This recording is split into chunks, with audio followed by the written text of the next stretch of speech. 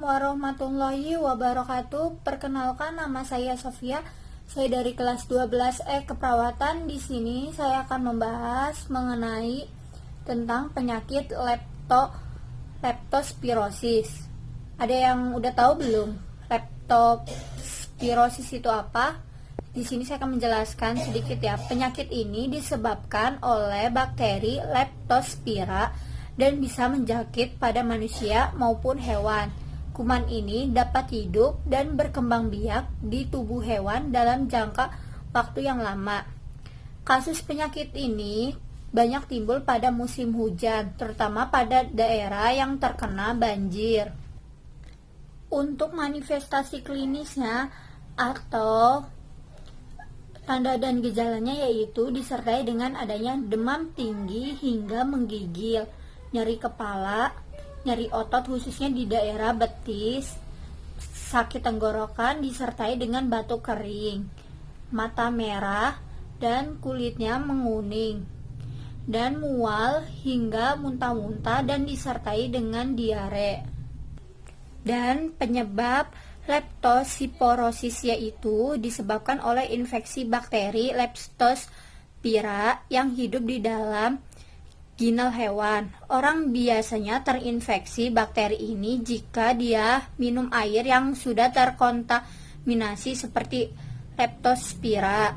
Terus masuk ke dalam air atau kontak langsung dengan tanah yang terkontaminasi bakteri. Jadi Leptospira itu saat terdapat luka di kulit, mata, hidung, mulut, dan dapat terkontaminasi dengan air atau tanah yang mengandung bakteri Leptospira. Berkunjung ke daerah yang sedang menghadapi epidemi Leptospira. Untuk diagnosis Leptospira dilakukan yaitu dengan adanya tanda-tanda penyakit leptospiris memang menyerupai seperti tifus dan influenza. Oleh sebab itu, untuk memastikan apakah terkena leptospirosis itu atau tidak, itu diperlukan untuk pemeriksaan urin yang kemudian diteliti oleh dokter. Selain itu, dokter biasanya akan menyarankan pasien untuk melakukan pemeriksaan darah dan cairan otak. Untuk pencegahan leptospirosis, yang pertama, agar terhindar dari leptospirosis yaitu bersihkan sekeliling rumah Anda sebelum terjadi banjir melanda. Terus jangan sampai ada tikus di tempat tinggal Anda dan dapat menyebarkan kuman. Yang kedua, jauhkan diri Anda dari banjir. Apalagi jika kuman itu dapat masuk ke dalam tubuh. Yang ketiga, selain itu juga bisa melindungi diri dari leptospirosis itu dengan rajin mencuci tangan setelah memegang hewan peliharaan seperti kayak kucing atau apapun, dan hindari juga kontak langsung dengan urin hewan. Dan yang terakhir yaitu pengobatan leptospirosis.